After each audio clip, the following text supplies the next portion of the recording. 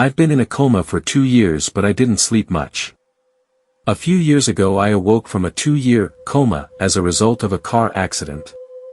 I know this seems odd for no sleep, but I don't know where else to post this. It is hard to get used to waking life again, but it is a massive relief to finally be able to move. I suffered from an extremely rare condition that is still unnamed. I was in a sort of coma meets vegetative state, but I actually spent many of the days awake, paralyzed. I was literally trapped inside my own body, unable to see, hear, move or speak. It was hell, but I will get to that soon enough. It's been hard recovering from this. My body is weak and my brain has suffered immensely. The world is so overwhelming. It really is an assault on the senses when all you see is blackness and you only hear your own thoughts for 2 years. I can't remember the car accident no matter how hard I try. Apparently a truck clipped our sedan on the driver's side and I hit my head.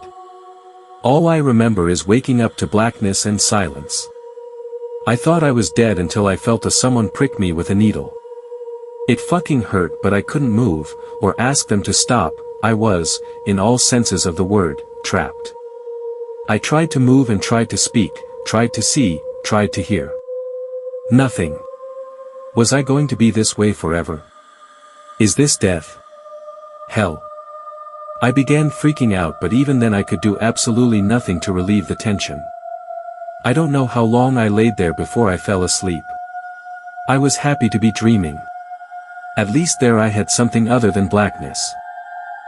The days dragged on. I had reached a point where my every moment had me begging for this to stop. I can't even describe the hell it was.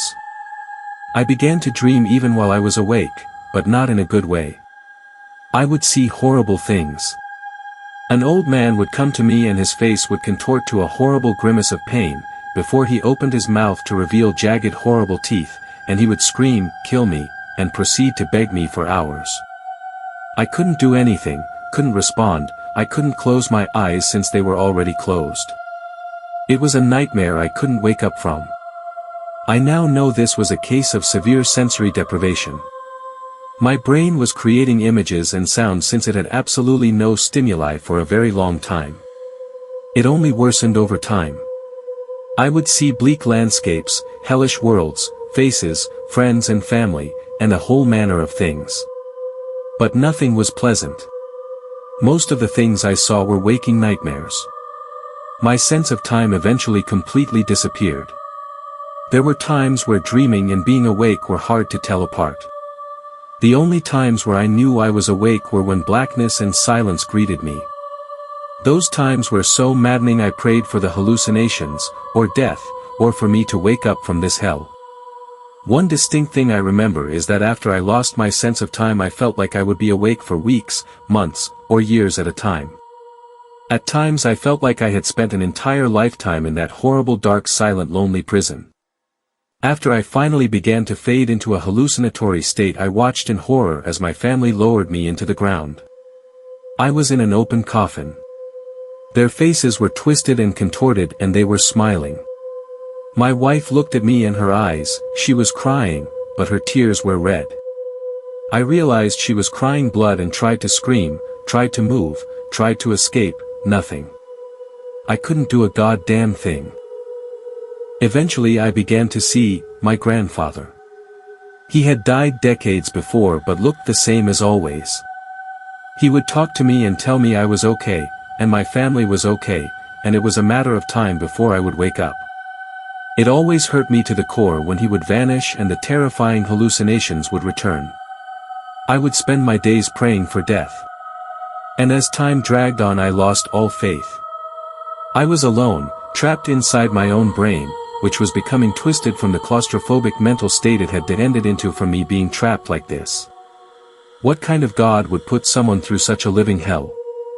I wondered if my family was okay, how long this has been happening, and exactly what was happening.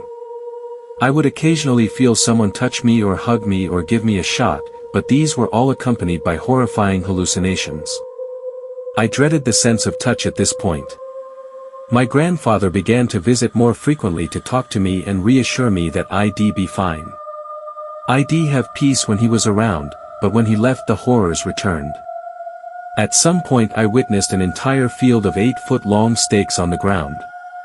I watched as people were placed on them to be impaled one by one. Oh God, how they screamed, how they begged for death. I felt like I could relate with them, but I couldn't move. I could only watch. I was stuck watching this sight until they began to decompose. Towards the end of this hell, my grandfather visited one last time. "You'll see your family soon, they miss you, everything will be okay," before he simply walked away. I never saw him again. The rest of the time I spent paralyzed in that bed was a mix of nightmares, waking hallucinatory nightmares, and periods of horrific nothingness. It was maddening. I began to hallucinate waking up. Suddenly I was stuck in a loop. I must have woken up hundreds of times. It was so horrible that I nearly begged God himself to kill me, take me out of this hell, I'd rather be dead. When I woke up and sat up and had a nurse come over and lay me down and talk to me, I thought for sure that my brain was still torturing me. I saw my grandfather, who was like I said long dead, standing behind her. He smiled and walked out of the room. The nurse told me to relax and said my family would be on the way. The doctor came in and told me I was in a coma for 2 years. I finally realized I was truly awake. I explained as best I could, I was weak and scatterbrained, what I had experienced, and I will never forget the look of horror on his face. I was so happy to see my family again I actually cried. We all did. It's been and will be a long road to recovery. I'm living a fairly average life now, thankfully. But I feel like my experience has changed me. I've lost something I can't regain. Something that there isn't a word for. Something that can't be described. Peace maybe. I just don't know. I still see my grandfather from time to time. He always seems happy. I often wonder why the meds they gave me take away all the other hallucinations but him. Either way, my life is back to as normal as it can be right now, and I'm just glad I'm not trapped anymore.